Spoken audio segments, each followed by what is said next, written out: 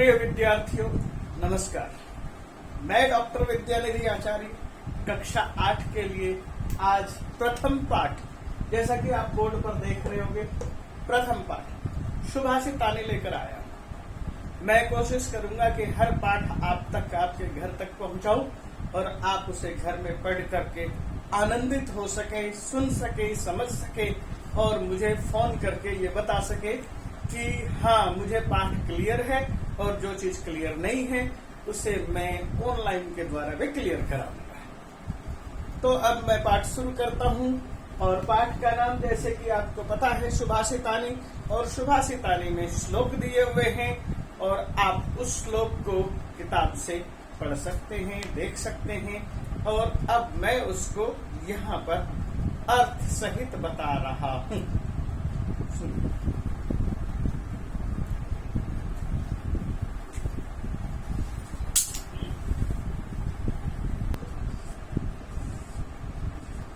तो प्रिय बच्चों, इस श्लोक को देखिए, ये आपके पास किताब में है और आपके सामने मैंने बोर्ड पर लिखा है। पहले तो आपको समझना चाहिए कि सुभाषितानी है क्या। तो इस चीज को समझने के लिए आपके पास मैं ये रख रहा हूं, सु मतलब अच्छा और भाष मतलब कथन, अच्छा कथन।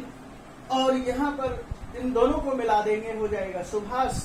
और ये सुभाषितम, सुभाषिते, सुभाषितानी। जैसे बलम बले बलानी, धनम धने धनानी, पत्रम पत्रे पत्रानी। तो इस तरह से सुभाषितानी शब्द बना है, यानी कि लोकोक्तियां, खूबसूरत कहावतें। प्राचीन काल से ही हमारे देश में साहित्य की रचना होती रही है और साहित्य में, कथाओं में, काव्यों में अनेक तरह की सूक्तियों का प्रयोग किया गया है और उसी तरह की सूक्तियों को, उसी कहावतों को चरितार्थ किया जाना है, कहा जाना है। उसी चीज को ध्यान में रख करके इन श्लोकों को लिखा गया है और श्लोक में आपके सामने रख रहा हूं। गुणः गुणज्ञेषु गुणः भवन्ति, ते निर्गुणं प्राप्य भवन्ति दोषाः। अब यहाँ पर शब्द था गुणः, लिखना चाहिए था गुणः, और दूसरी जगह भी गुणः लिखना चाहिए था, लेकिन हमने ऐसा न करके श्लोक उतारा है और श्लोक में यहाँ पर संधि है, संधि में विसर्ग का लोप। गुणज्ञ शब्द है और गुणज्ञ शब्द में सप्तमी विभक्ति गुणज्ञेषु।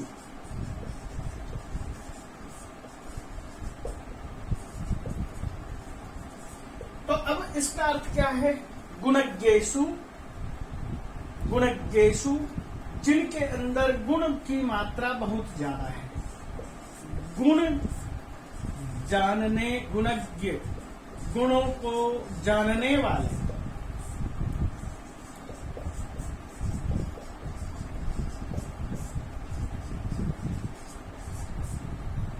गुणों को जानने वालों में क्या विशेषता होता है? वह गुणः भवन्ति, जो गुण हैं वे उनको आदर पाते हैं।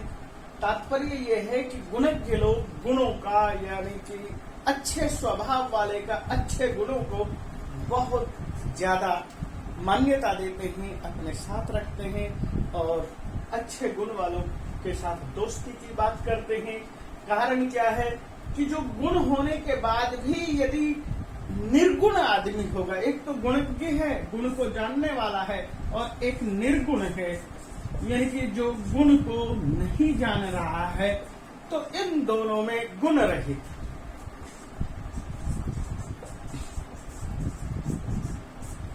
तो गुणज्ञ है, जो गुण सहित है, उनके लिए जो गुण हैं वो गुण ही होते हैं। जो निर्गुण व्यक्ति हैं वे, उनके पास गुणम प्राप्य निर्गुणम प्राप्य, निर्गुण के पास गुण जाने के बाद दोषा एवं भवन्ति, दोष में बदल जाता है, यानी कि उसका औचित्य खत्म हो जाता है। आप मिनरल वाटर पी गए और मिनरल वाटर को एक किसी और जगह पर डाल दीजिए और फिर उसको पीजिए, यानी कि अच्छे स्थान पर नहीं, गंदे स्थान पर। क्या आप पी सकेंगे? नहीं। पानी होने के बाद भी, मिनरल वाटर होने के बाद भी नहीं पी सकेंगे, क्योंकि उनका जो है प्रसारण किसी दूसरी तरफ हो गया। यहाँ पर यही बात कह रहे, जो लोग गुणी हैं उनके पास गुण पहुंचने के बाद भी, गुणी लोग जब पहुंचते हैं तो वो गुणवान हो जाते हैं। जो निर्गुण व्यक्ति हैं उनके पास जब गुणी लोग पहुंचते हैं उनके अंदर भी दोष आ जाता है। आपने अच्छी तरह से कई बार सुना होगा कि चोरों का साथी चोर, दुष्टों का साथी दुष्ट, अच्छे लोगों का साथी अच्छे लोग, बुरे लोगों का साथी बुरे लोग। तो अच्छा गुण भी बुरे स्थान पर जाकर के बुरा हो जाता है। इसका तात्पर्य यही है। इसको अगले श्लोक में यहाँ पर ये बताने की कोशिश कर रहे हैं, उदाहरण दे रहे हैं, सु और स्वादु। स्वादु का मतलब है स्वादिष्ट, सु मतलब अच्छा, और तोय का मतलब है जल। तोया बहुवचन प्रयोग किया है, तोयम जलम। हम इसको ऐसे कर सकते हैं, तोय जल। सुस्वादु तोया, खूबसूरत, खूब बहुत अधिक स्वादिष्ट पानी। पानी भी नद्यः प्रभवन्ति, जो नदियों में प्राप्त बहुत स्वादिष्ट पानी है, वह नदी का पानी समुद्रम आसाद्य, समुद्र में पहुंच करके, आसाद्य पहुंच कर क्या हो जाता है? भवंती अपेया, पेय नहीं रहता। यहां जैसे तोय शब्द था, यहां पर मैं लिख रहा हूं पेय, और इसका अपोजिट अपेय, यानी कि जैसे धर्म अधर्म, गुण अगुण, विज्ञान अविज्ञान, तो यहाँ पेय अपेय। तो समुद्र में पहुंचने के बाद नदी का स्वादिष्ट जल भी अपेय हो जाता है। यहाँ पर ये बताने की कोशिश है। तो बच्चों, आपने इस श्लोक को सुना, इसके शब्दों के अर्थों को सुना। मैं आपके सामने उसी चीज को एक और यहाँ पर रख रहा हूं बात, भवंती प्लस अपेय। ये क्या चीज है? एक शब्द आया यहाँ पर, समुद्रम आसाद्य और भवंती अपेय। इसको आप यहाँ पर ऐसे देखिए, समुद्रम प्लस आसाद्य और भवंती प्लस अपेय। अब यहां पर आप क्या देख रहे हैं? म के अंदर अ को मिला दिया है, समुद्रम आसाद्य।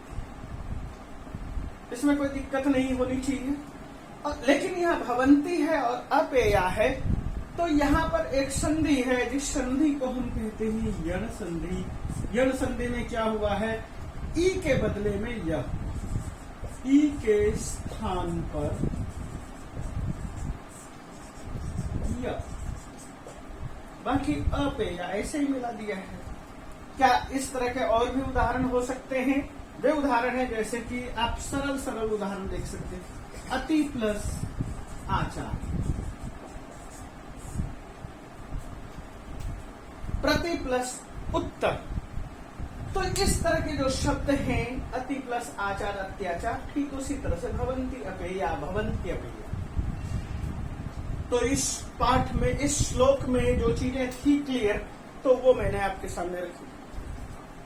तो अब बच्चों इस श्लोक को देखिए, श्लोक नंबर 2 है, और इस श्लोक में ये बताने की कोशिश की गई है, सबसे पहला एक साहित्य, नंबर 2 संगीत, नंबर 3 कला, नंबर 4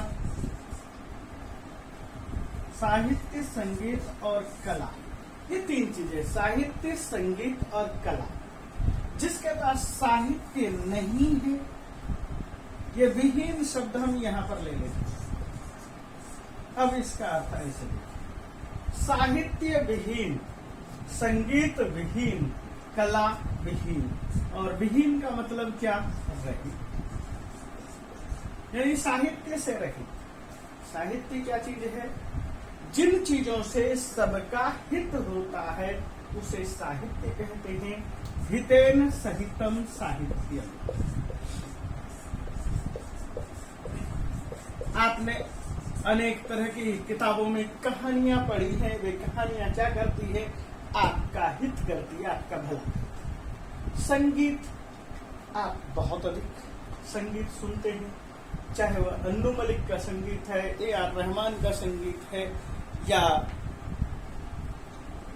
विशाल का संगीत है, अन्य किसी का संगीत है, आप संगीत सुनते हैं। ठीक उसी तरह से कला, आप खुद स्वयं कलाकार होते हैं।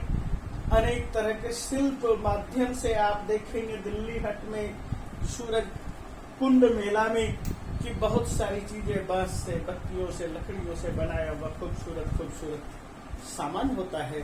उसको हम क्या कहेंगे? शिल्प, कला।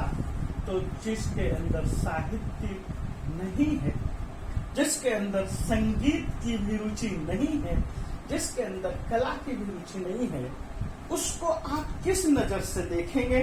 तो यहाँ पर नीति शतकम के लेखक भर्तृहरि उसके लिए क्या शब्द प्रयोग कर रहे हैं? जिनमें ये तीनों नहीं हैं, उसके लिए कहा साक्षात। साक्षात शब्द का अर्थ मुझे बताने की आवश्यकता नहीं, और साक्षात के बाद क्या कह दिया?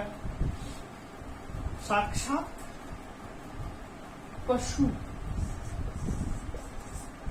वह पशु, साक्षात पशु। पशु का मतलब चौपाया पशु। और ऐसा पशु, यहाँ पर तो 4 पैर वाला नहीं है, यहाँ तो 2 ही पैर वाले पशु हैं, यानी कि मनुष्य। तो मनुष्य कैसे होते हैं? मनुष्य के पास न पूंछ होती है। यहाँ पर पुच्छ शब्द का प्रयोग है। पुच्छ शब्द के लिए ही मैं पूंछ लिख रहा हूं। और विषान, विषान का मतलब है सिंह। तात्पर्य क्या है? वह साक्षात पशु है। केवल अंतर क्या है? पुच्छ और विषान से हीन है। उसके पास ऐसा पशु जिसके पास न पूंछ हो न सिंग हो। ऐसा आपने पशु देखा है? बंदर, न पूंछ होती है न सिंग होता है, तो बंदर की तरह से। वानर यानी कि पशु है, पशु की तरह नहीं है, आदमियों की तरह भी हरकत करता है, वानर है। साक्षात पशु, वह साक्षात पशु है। लेकिन जो बंदर है उसके पास तो पूंछ है। ऐसा जीव जिसके पास पूंछ ना हो, जिसके पास सिंग ना हो, ऐसा पशु क्या आपने देखा है? तो वो चलता हुआ 2 पैर पर पशु होता है, जो कि क्या करता है?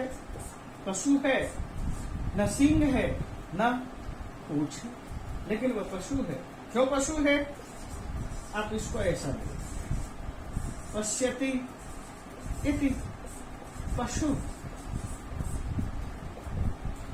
देखता है, वह देखता है, सुनता है, आगे बढ़ जाता है।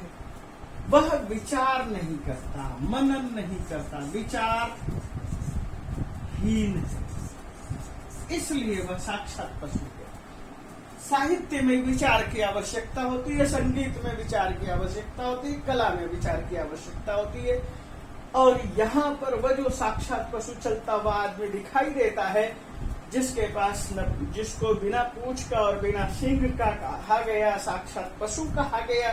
आप कभी गंभीरता से विचार कीजिए, ये भर्तृहरि कह रहे हैं, और भर्तृहरि आदमियों को कह रहे हैं तुम पशु, साक्षात पशु। आदमी के लिए एक साहित्यकार के अंदर से, एक राजा के अंदर से, एक सन्यासी के अंदर से एक उद्भाव उठ रहा है कि सभी सामान्य आदमी के लिए पशु कहा गया। सामान्य आदमी को देखते ही पशु कह दिया, इसलिए मैंने थोड़ा सा पश्यति इति पशु कहा कि जो देखता है वह पशु है, यानी कि देखता तो है, विचार नहीं करता। तो आगे हम इस श्लोक में देखते हैं, यहाँ पुच्छ शब्द प्रयोग था। पुच्छ का मतलब पूंछ, विषाण मतलब सिंह। तो इस ऊपर की पंक्ति में मुझे नहीं लगता कि कोई दिक्कत है। अब अगली पंक्ति में देखते हैं कि क्या बात हो सकती है। अगली पंक्ति में ये कहते हैं, वह जो साक्षात पशु है कैसा है, उसकी खास विशेषता है। साक्षात पशु क्या करता है, क्या खाता है? साक्षात पशु, पशु आप जिसे कहते हैं चौपाया पशु, वह घास फूस खाता है।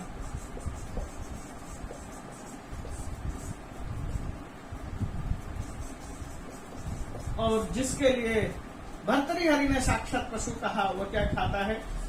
रोटी खाता है। रोटी, दाल, चावल आदि आदि खाता है। अब एक साक्षात पशु है, इन चीजों से रहित जो लोग हैं, वो पशु है, वो रोटी दाल चावल खाता है। लेकिन जितने भी चौपाए पशु होते हैं वो तो घास खाते हैं। अब ऐसी स्थिति में क्या कहा जाए? खादन प्लस अपि एक चीज, और उसके बाद कहते हैं ये जो साक्षात पशु है तृणम न खादन, तिनका तृण यानी घास न खाते हुए भी जीव मानव जिंदा रहता है। यह चौपाया पशु तिनका न खाते हुए भी जीव मानव जीवित रहता है। जीव मानव जीवन युक्त रहता है। तो ये क्या चीज है? परमम भागधेयम पशुनाम, ये उन पशुओं के लिए परम बहुत ही बड़ा भागधेय है, सौभाग्य है, अहोभाग्य है। क्यों अहोभाग्य है? अन्यथा ये भी ये खाने लगते तो उनके लिए चारा घट जाता। इसलिए ये पशुओं के लिए सौभाग्य की बात है कि ये जो साक्षात पशु है वो चौपाए पशु के खाने पर मुंह नहीं लगाते, इससे उनका खाना, उनका आहार बचता है। अब यहाँ पर एक व्याकरणगत चीज देखते हैं, जैसे पहले श्लोक में देखा था, और वो व्याकरणगत चीज क्या है? यहाँ पर ये देखिए, खादन। खादन क्या है? आप इसको ऐसा देखिए, खाद प्लस शत्री, शत्री का हिस्सा बचा, अत ये बन गया खादन। जब ये खादन है और फिर है अपि, खादन नपि। जब ये खादन नान्त शब्द हो गया है तो इस जगह पर और इसके साथ इसको संधि जब कर रहे हैं तो ये न डबल हो जाएगा, ये ऐसा दिखाई देने लगेगा, खादन नपि, खादन अपि, खादन नपि। यहाँ पर इस न को 2 बार कर देंगे, डबल कर देंगे अपि के साथ जुड़ते ही, और ये थी संधि खादन नपि। शत्री प्रत्यय है, शत्री प्रत्यय का अर्थ क्या होता है? ते हुए। ये ते हुए क्या चीज है? पठ, इसको मैं दूसरे और उदाहरण देता हूं। यहाँ पठन, चलन, नमन, लिखन। अब आप इसमें देखिए, पठन पढ़ते हुए, चलन चलते हुए, नमन लिखते हुए, नमन झुकते हुए, लिखन लिखते हुए, ये चीजें हैं पुल्लिंग में। ये भी है पुल्लिंग में। पढ़ते हुए, पढ़ते हुए का क्या है? पढ़ते हुए जाता है, पढ़ते हुए खाता है, पढ़ते हुए लिखता है, पढ़ते हुए हंसता है, पढ़ते हुए सो जाता है। तो 2 क्रिया का प्रयोग हो रहा है, इसलिए यहाँ पर हमने इस चीज को प्रयोग किया क्षत्रिय के रूप में। इसलिए मैंने शॉर्टकट में समझाने की कोशिश की, ते हुए। तो बच्चों, मुझे लगता है कि ये श्लोक आपको समझ में आ गया होगा। हाँ, बस एक चीज यहाँ पर यह ध्यान रखना है, यह पुल्लिंग है। यदि स्त्रीलिंग होता तो क्या? यदि स्त्रीलिंग होता तो ये ऐसा होता, पठंती, चलंती, नमंती, लिखंती। आपने बराबर पढ़ा होगा, पठती, पठता, पठंती, उसमें और इसमें अंतर देख लीजिए। तो ये स्त्रीलिंग रूप है, इससे पहले जो था वह पुल्लिंग रूप था। अब मुझे लगता है कि आपको यह श्लोक अच्छी तरह से समझ में आ गया होगा, तो मैं अगले श्लोक की तरफ बात करता हूँ आगे। तो देखो बच्चों, मैंने ये एक अगला श्लोक लिखा है बोर्ड पर, आपको दिखाई दे रहा है। यहाँ पर लिखा हुआ है लुब्धस्य नश्यति यश। लुब्धस्य, लुब्ध, लुब्ध होता क्या है? लुब्ध, लोभी। आप इसको ऐसे कह सकते हैं, लुब्ध का यानी लोभी का। लोभ युक्तस्य लुब्धस्य यशः नश्यति। यश नष्ट होता है। यश का मतलब क्या? कीर्ति, ख्याति, प्रसिद्धि, नेम फेम, तो ये नष्ट हो जाता है। जो आदमी लोभी होता है उसका यश नष्ट हो जाता है।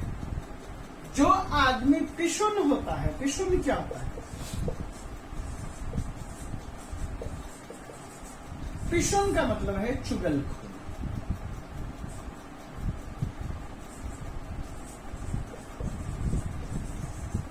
जो चुगलखोरी करता है, तो ऐसे आदमी की जो है मैत्री खत्म हो जाती। मैत्री मतलब मित्रता, दोस्ती। जो आदमी एक दूसरे के साथ बैठता है, इसकी बातें उधर, उसकी बातें उधर करता है, ऐसे लोगों के साथ ज्यादा दिन तक लोग नहीं दोस्ती निभाते हैं। मैत्री नश्यति, ये नश्यति क्रिया है, इसको सब जगह प्रयोग करना है। लुब्धस्य यश नश्यति, पिशुनस्य मैत्रीय नश्यति, नष्टक्रियस्य कुलम। जो क्रियाएं जिसकी नष्ट हो गई है, नष्ट क्रिया। अब इस चीज को थोड़ा सा समझना है। नष्ट क्रिया, क्रिया यहाँ किसके लिए प्रयोग किया? नष्ट क्रिया का मतलब जिसकी क्रियाएं नष्ट हो गई। क्रिया किससे का तात्पर्य क्या है?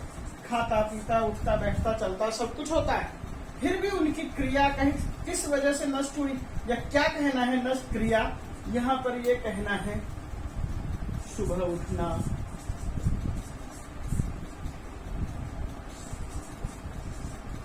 स्नान, व्यायाम, ध्यान, यम, नियम, आसन, प्राणायाम, धारणा, ध्यान। जो इन चीजों के प्रति लगाव नहीं रखता, रुचि नहीं रखता है, उसको कहते हैं नित्य क्रियाएं। ये सुबह की जो क्रियाएं हैं, नित्य क्रिया जो समय पर नहीं करता, ऐसे आदमी का, यानी कि जिनकी नित्य क्रियाएं खत्म हो गई है। अब नित्य क्रियाएं तो आज के दौर में देखेंगे तो सबकी खत्म हो गई है। क्यों? कि उठना चाहिए ब्रह्म मुहूर्त में। ब्रह्म मुहूर्त का मतलब है सूर्योदय से पहले, लेकिन आजकल लोग 10 बजे 11 बजे तक सो के उठते हैं, तो उनकी सुबह की क्रियाएं नष्ट हो रही है। सुबह उठना नष्ट हो रहा है, स्नान समय पर नहीं हो पा रहा है, वो नष्ट हो रहा है, व्यायाम नहीं कर रहे हैं, वो नष्ट हो रहा है, और आप ईश्वर का चिंतन भी नहीं करते हैं, ये भी नष्ट हो रहा है। तो सुबह की जिनकी क्रियाएं नष्ट हो गई है, उसके लिए क्या है? नष्ट क्रियस्य कुलम नश्यति। जिसकी क्रियाएं नष्ट हो चुकी है, उसका कुल नष्ट हो जाता है, उसका खानदान नष्ट हो जाता है। कुल से मतलब है घर का, घर की परंपरा, घरेलू नियम, कानून, कायदे। जिन आप कहते हैं कि मैं इस कुल से हूं, मैं इस खानदान से हूं, हम राम के लिए कहते हैं वो इक्ष्वाकु कुल से हूं, तो कोई चंद्रवंशी है, कोई राजवंशी है, तो ये जो कुल हैं, वो कुल जो मर्यादाएं हैं अपने घर की, परिवार की, वो नष्ट हो जाती है, कुल परंपरा खत्म हो जाती है। और दूसरी चीज क्या कह रहे हैं? अर्थ परस्य, जो लोग अर्थ में लिप्त हो चुके हैं, जिनको अर्थ ही अर्थ दिखाई देता है। अर्थ है क्या चीज? अर्थ अर्थ परस्य, अर्थम धनम, अर्थम धन, अर्थस्य धनस्य, अर्थ परस्य जो अर्थ के पीछे पीछे भाग रहा है, धन के पीछे पीछे चल रहा है, अर्थ के प्रति परवान हो गया है, धन के पीछे लगा हुआ है। अर्थस लोभो अर्थस्य मूल, अर्थस्य मूलम लोभ, ये भी कहा गया है कि लोभ जो है कहाँ पैदा हुआ, अर्थ से पैदा है। अर्थस्य मूलम लोभ, लोभ का जो है मूल है, अर्थ है, जो अर्थ के तरफ जा रहा है, अर्थ के तरफ जाने को हम आज के दौर में ये कह सकते हैं 99 के चक्कर में रहना।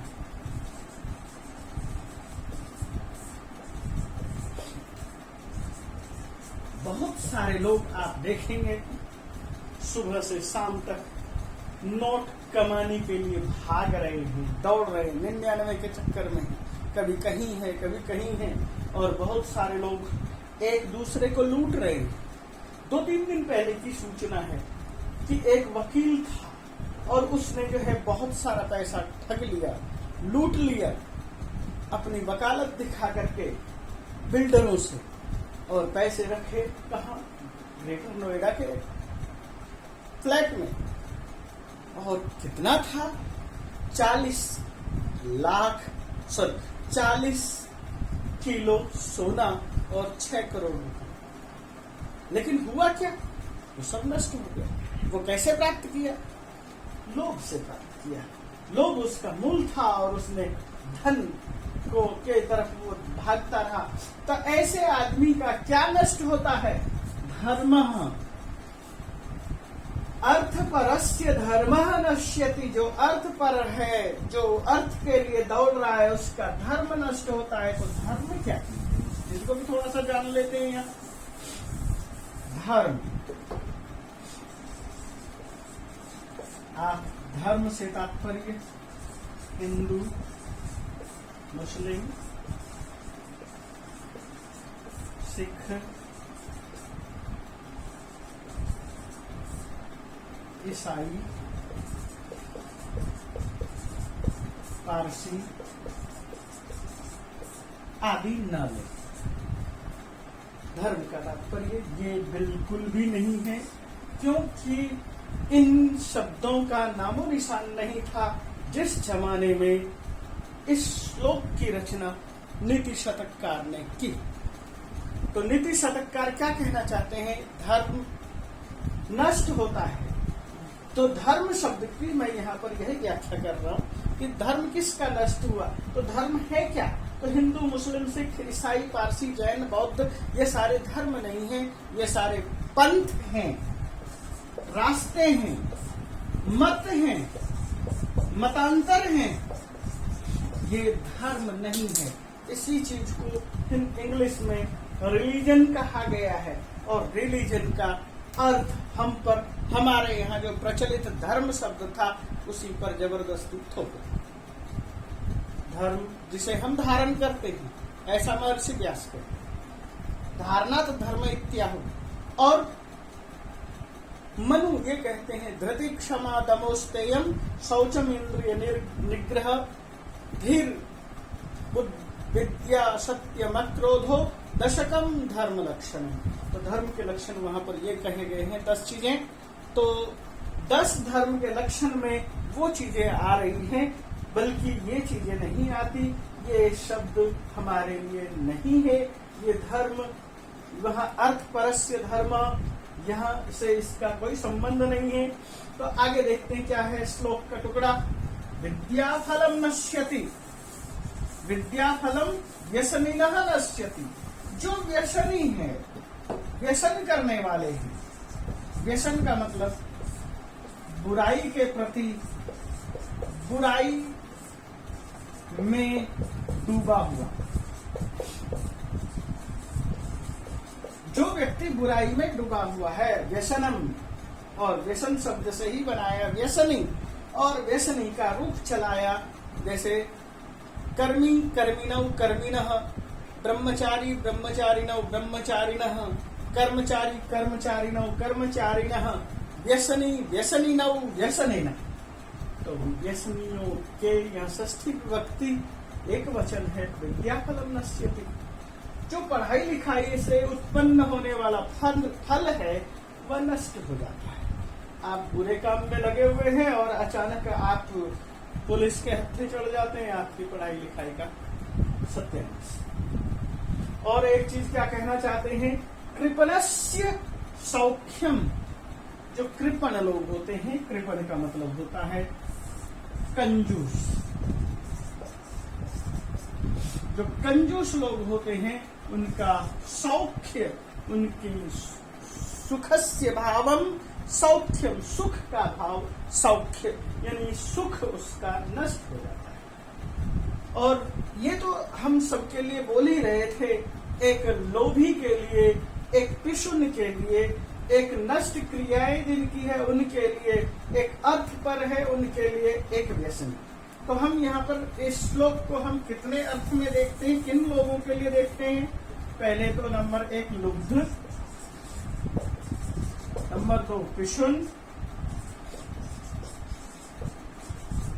नंबर 3 नष्ट क्रियाएं जिनकी हैं,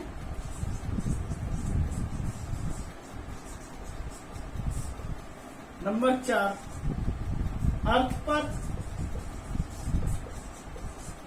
नंबर 5 व्यसन। हमने इन पाठों के लिए कहा, लोभी का यश खत्म होता है, पिशुन की मित्रता खत्म होती है, नष्ट क्रियाएं जिनका उनका कुल खत्म होता है, जो अर्थ पर हैं उनके लिए धर्म नष्ट हो जाता है, और जो व्यसनी है उनके लिए विद्या का फल नष्ट हो जाता है। इन श्लोक, ऊपर के श्लोकों के माध्यम से ये कहने के बाद कहते, जो नराधिप होता है, जो राजा होता है, और राजा के लिए क्या कह रहे, राजा का राज्यम नश्यति, राजा का राज्य नष्ट हो जाता है। क्यों नष्ट हो जाता है? यदि उसके पास प्रमत्त सचिवस्य,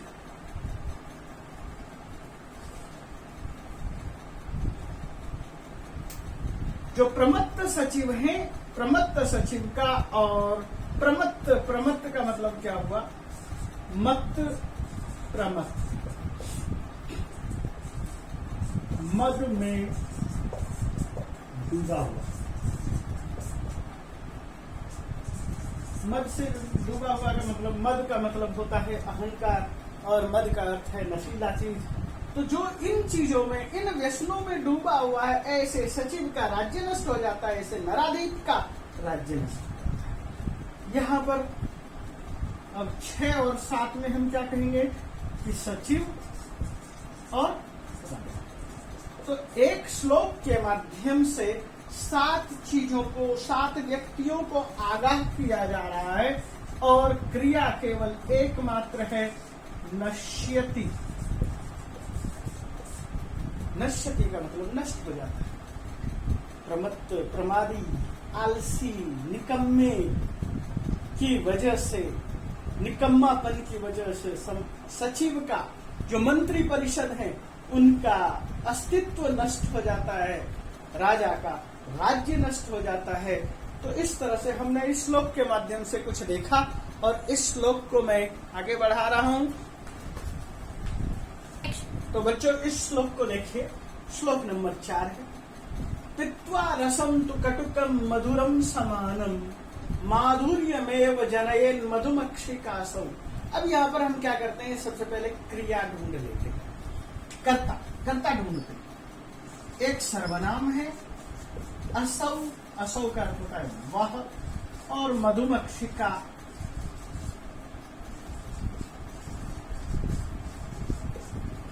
असौ मधुमक्षिका यानी वह मधुमक्खी। मधुमक्खी आप सबने देखी हुई होगी। मधुमक्खी का काम है फूलों के ऊपर बैठना, उसके पराग से रस लेना। तो असौ मधुमक्षिका, वह मधुमक्षी यानी मधुमक्खी माधुर्यमेव जनयेन, माधुर्य को ही, मधुरता को ही पैदा करता है। माधुर्य, माधुर्य क्या चीज है? मधुरता का भाव। आपने माधुर्यम कहो या मधुरता कहो, एक ही चीज है। मधुर का भाव माधुर्य। तो हम कभी रिय प्रत्यय का प्रयोग करते हैं या ता प्रत्यय का प्रयोग करते हैं भाववाचक शब्द बनाने के लिए। माधुर्यम, मधुरता। तो वो क्या करती है मधुमक्खियां? माधुर्यम जनयेत, जनयेत शब्द प्रयोग हुआ। अब जनयेत का तात्पर्य क्या है? पैदा करे या पैदा करते हैं। आप इसको दोनों अर्थ में ले सकते हैं। ये विधिलिंग का प्रयोग है। असौ मधुमक्षिका, वह मधुमक्खी माधुर्यमेव जनयेन, मधुमक्खियां क्या करती है? मधु ही पैदा करती है। लेकिन वो मधुमक्खी मधु पैदा कहां से करती है? तो कहते हैं कटुकम मधुरम। कटुक का मतलब क्या है? कड़वा।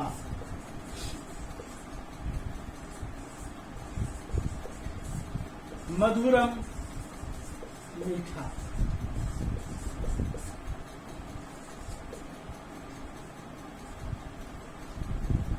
तात्पर्य क्या है? मधुमक्खियां बैठती हैं फूलों पर। वो फूल कड़वे भी हो सकते हैं और मीठे भी हो सकते हैं। जो कड़वा है, कटुकम रसम पित्वा, कड़वा रस पी करके, मधुरम समानम, मधुर के समान, मीठा मधु के समान। आप मधुमक्खियां माधुर्य, मधुरता पैदा करती है, मधु पैदा करती, शहद पैदा करती।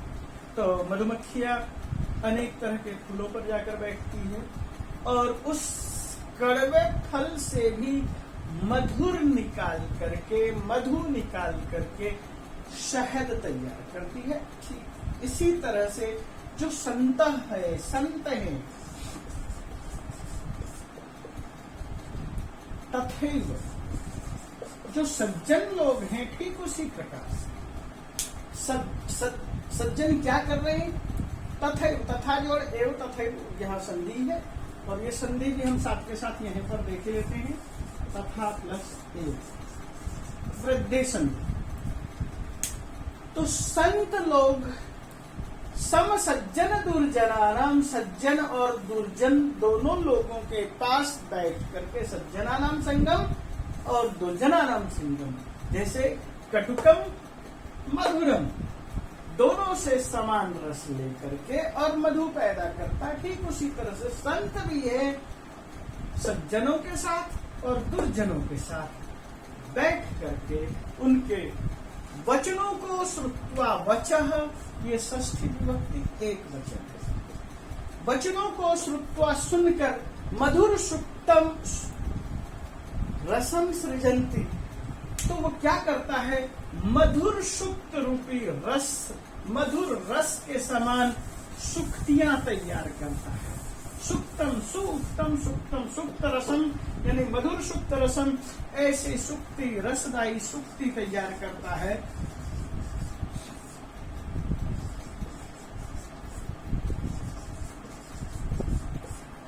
सृजंती बनाता है। कौन बनाता है? संत है, यहाँ पर बहुवचन है। तो संत अनेक तरह की सुक्तियां बनाते हैं। कहाँ से बनाते हैं? उनके वचन को श्रुत्वा, सज्जनों के और दुर्जनों के वाणी को सुन करके, वचन वाणी को सुन करके। अब यहाँ पर श्रुत्वा शब्द देख लीजिए। श्रुत्वा, त्वा प्रत्यय, ऐसे ही पट, त्वा, चल, त्वा, लिख, त्वा। इनका भी जैसे ये श्रुत्वा है, पा होता त्वा,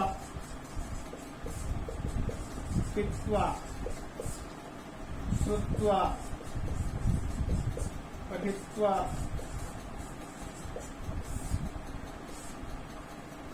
चलित्वा लिखित्वा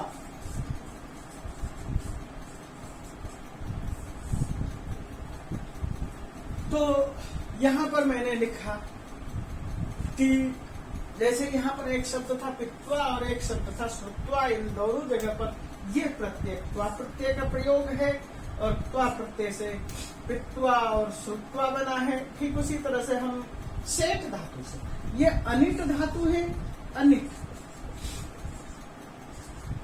ये सेठ धातु है।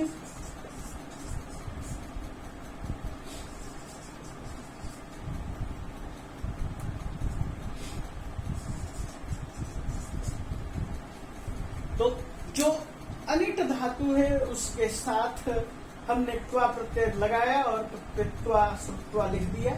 लेकिन पठ धातु के साथ त्वा प्रत्यय लगाते ही सेठ का मतलब ईट के साथ, और इसलिए यहाँ पर ई का प्रयोग दिखाई दे रहा है। तो श्रुत्वा, पठित्वा, चलित्वा, हसित्वा इस तरह का प्रयोग है। और इस चीज को आपने देखा, इस चीज को समझिए। और यहाँ पर क्रिया है सृजंती, इस क्रिया को भी अच्छी तरह से समझिए। क्रिया का जो है केवल आप ऐसे ही मत समझिए कि ये तो ऐसा लिखा हुआ है, सृजति, सृजतः, सृजन्ति, सृजसि, सृजतः, सृजतः, सृजामि, सृजावः, सृजामि।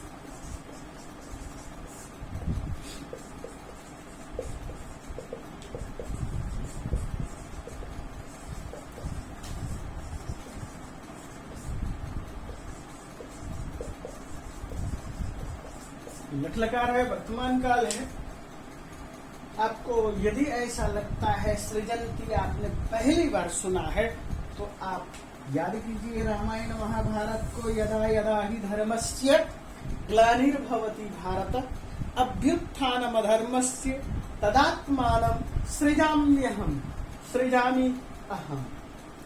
तो ये श्लोक ये संदेश देता है कि मधुमक्खियां हैं, वे कड़वे और मीठे फूलों के ऊपर बैठ करके खूबसूरत मधु तैयार करता है।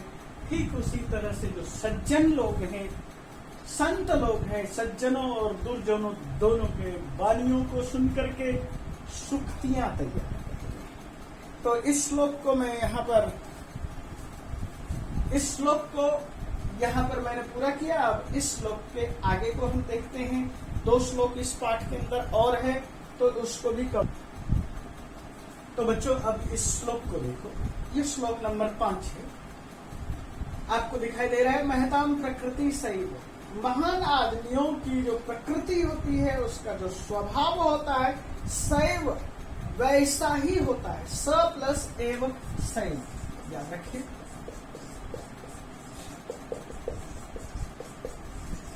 वैसा ही रहता है जैसा कि पहले। वर्धितानाम परैरपि, दुष्ट आदमियों के द्वारा बढ़ाए जाने पर या बढ़ने के बाद भी दुष्ट आदमी आगे बढ़ रहे हैं, उन्हें देखकर भी न जहाती निजम भावम, जो सज्जन आदमी है वह महान आदमी है, निज भावम न जहाती, निज भाव को नहीं छोड़ता। एक आदमी है महान, महान पुरुष, और महान पुरुष क्या करता है, निज प्रकृति में, अपने प्रकृति स्वभाव, प्रकृति स्वभाव,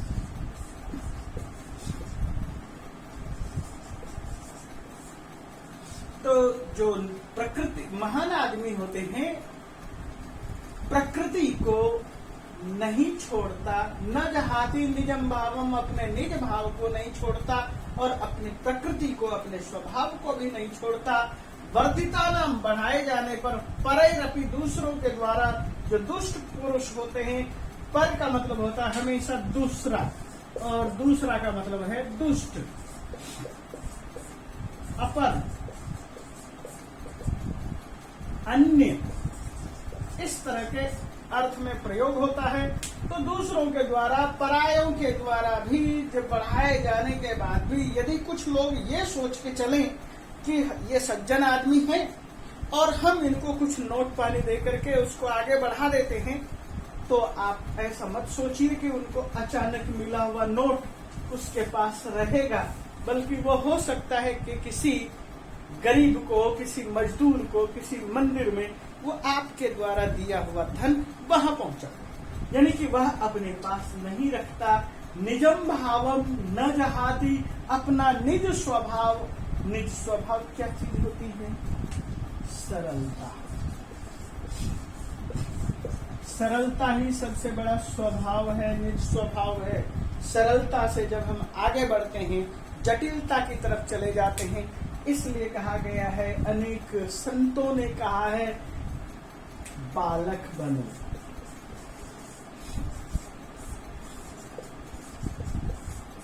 जीसस क्राइस्ट कहते हैं बालक।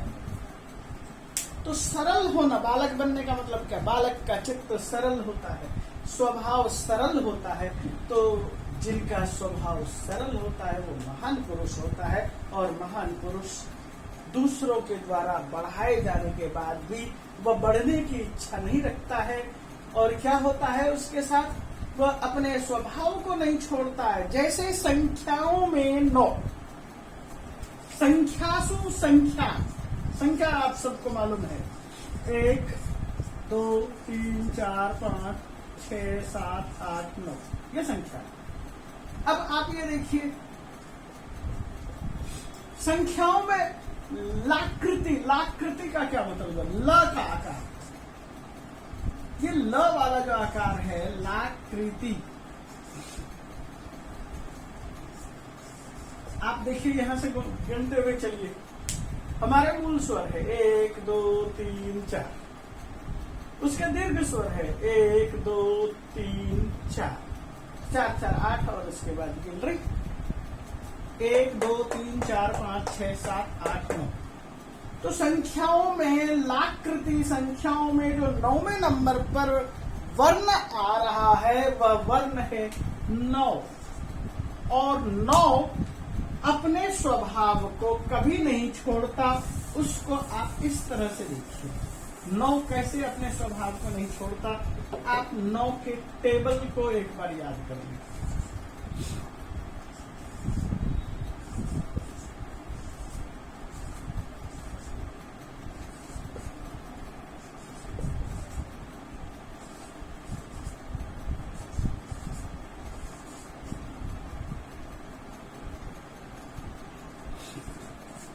अब आप देखिए, लाकृति 9, 8 1 9, 7 2 9, 6 3 9, 5 4 9, 4 5 9, 6 3 9, 7 2 9, 8 1 9, और 9 तो है ही 9।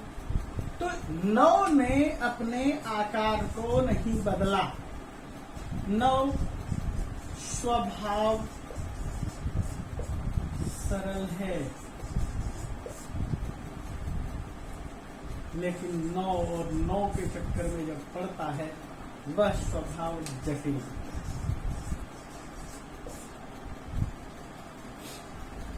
तो आपने इसको देखा, इन श्लोकों को देखा, तो मैं अगला श्लोक शुरू कर रहा हूं। उस श्लोक को देखिए। तो अब इस श्लोक को देखिए, एक शब्द है स्त्रियां। यहां पर पुरुष की बिल्कुल भी चर्चा नहीं, स्त्रियों की चर्चा है। पुरुष से इस श्लोक का दूर दूर तक कोई संबंध नहीं, स्त्री से संबंध है। स्त्री कैसे रहे, कैसे रहे से मतलब यहां पर यह है स्त्री के साथ किस तरह का व्यवहार करें। तो यहां कहते हैं स्त्रियाम रोचमानायाम, स्त्रियों के द्वारा रोचमान होने के बाद, यानी उसके अंदर यदि रुचि हो, उनके अंदर एक अच्छी आदत विकसित हो, संतुष्टि पैदा हो, तो क्या होगा? सर्वम तद रोचते कुलम। कुल, बार बार इस बात की चर्चा करते हैं, कुल स्त्रियों के ऊपर डिपेंड है। स्त्री ही कुल धर्म है।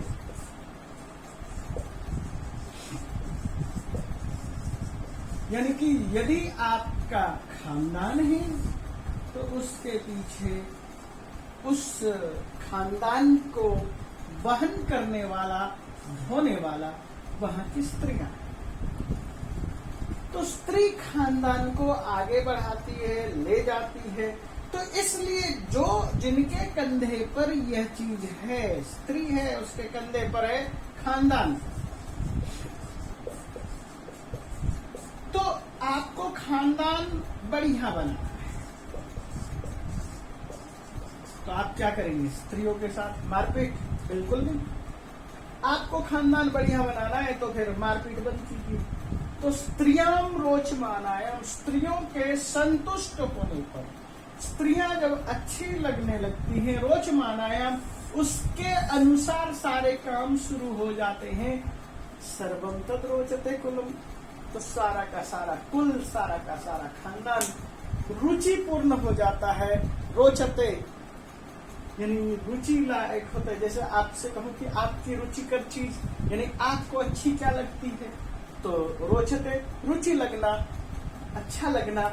तो सर्वम कुलम रोचते, पूरा का पूरा खानदान रुचिकर हो जाता है, संतुष्ट हो जाता है। आपका घर परिवार संतुष्ट हो जाता है। किसकी वजह से? स्त्री की वजह से। स्त्री यदि संतुष्ट है, आपका खानदान अच्छा चल रहा है, संतुष्ट है। यदि स्त्री असंतुष्ट है, आपका खानदान असंतुष्ट है। इसी चीज तस्याम तो, यानी स्त्रियों के अरोचमानायाम, यदि वह रोचमान नहीं है, वह संतुष्ट नहीं है, जिसका स्वभाव अच्छा नहीं लग रहा है, ऐसे में जिसे अपने घर में, परिवार में यानी कि प्रसन्नता नहीं मिल रही है, तो अरोचमानायाम, ऐसे में सर्वमेव न रोचते, सारा का सारा कुल, सारा सारा खानदान नष्ट हो जाता है। अब आपके सामने मैंने यहाँ पर एक शब्द प्रयोग किया था, रोचनायाम। आप किताब में श्लोक में देखेंगे तो यहाँ पर संधि की हुई है और मैंने संधि हटा दी। ये स्थिति है। वहां पर लिखा है त्वरोच मानायाम, मैंने इस संधि को यहाँ हटा दिया और कुछ नहीं किया। तस्याम, तद शब्द का सप्तमी विभक्ति एक वचन, स्त्रियाम, स्त्री शब्द में सप्तमी विभक्ति का एक वचन, रोचमानायाम सप्तमी विभक्ति का एक वचन, अरोचमानायाम सप्तमी विभक्ति एक वचन। तो पूरे के पूरे श्लोक में यहाँ तक जो कुछ भी है, सप्तमी विभक्ति एक वचन है। और रुच धातु है, मैंने अभी थोड़ी देर पहले कहा रुच प्रीतो, और ये धातु जो है आत्मनेपदी। आपने बहुत सारी धातुएं पढ़ी है, परस में पढ़ी है। तो इसके रूप पठती पठता की जगह थोड़े डिफरेंट टाइप से चलेंगे। वो कैसे चलेंगे मैं यहाँ पर दिखा रहा हूं।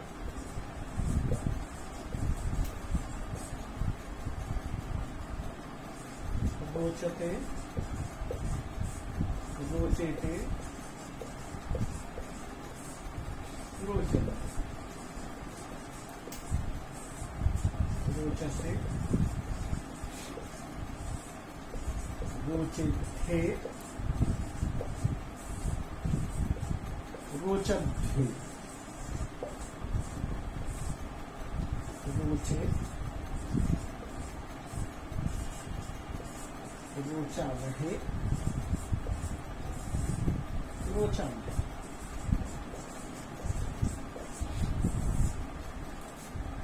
प्रथम पुरुष, मध्यम पुरुष और उत्तम पुरुष। तो हमने यहाँ पर ये दिखाने की कोशिश की प्रथम पुरुष में रोचते है, रोचते शब्द का प्रयोग किया है। ये आत्मनेपदी धातु है, वर्तमान काल है।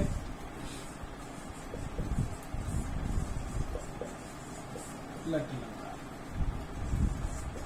कैसे लट लकार आप वर्तमान काल पढ़ते हैं। यहाँ आत्मनेपदी नहीं है, वो परस्मैपदी है, यहाँ आत्मनेपदी है, इसलिए रोचते। जैसे मैं एक दो और उदाहरण देता हूँ। सेव धातु रखेंगे, सेवते सेवेते सेवन्ते सेवसे सेवेते सेवद्वे सेवे सेवावहे सेवामहे। ईड धातु है स्तुति अर्थ में, ईडते ईडेते ईडन्ते ईडसे ईडेथे ईडद्वे ईडे ईडावहे ईडामहे।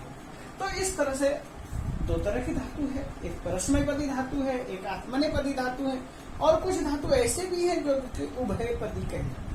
तो मैं उभयपदी की चर्चा नहीं कर रहा हूँ, यहाँ केवल आत्मनेपदी की बात कर रहा हूँ। तो रुच धातु आत्मनेपदी थी, इसलिए रोचते प्रयोग किया था। रोचते का मतलब है रुचि होना है, रुचि होना का मतलब आपके अंदर संतुष्टि पैदा होना है। यदि आप अपने घर को, आप अपने खानदान को उत्कृष्ट बनाना चाहते हैं तो स्त्रियों को संतुष्ट कीजिए, स्त्रियों को संतुष्ट रहने दीजिए। स्त्रियां खुश तो घर परिवार खुश, यही कहना है मनु का। भगवान मनु जिसे कहते हो, महर्षि मनु कहते हो, जिसे दुनिया का सबसे पहला राजा मनु कहते हो, जहाँ से इक्ष्वाकु वंश स्टार्ट है, या आप इसको ऐसे कहते हो, संकल्प पाठ करते हो और बोलते हो ओम तत्श्री ब्रह्मणे वैवस्वत मनवंतरे, जो वैवस्वत वाला मनु है। तो हम जहाँ पर जिस भी तरह से मनु की चर्चा करते हैं, मनु एक मनीषी थे, मनु ज्ञानी थे, मनु ऋषि थे, मनु महर्षि थे, और मनु ने आत्मनेपद में प्रयोग किया रुच धातु का, और उनका ही कहना है औरतों की संतुष्टि में खानदान आगे बढ़ता है, स्त्रियों की असंतुष्टि में खानदान पीछे रह जाता है। ये पाठ मैंने यहाँ पर विराम करना है, पाठ काफी लंबा हो चुका है लगता है, इसलिए बच्चों धन्यवाद।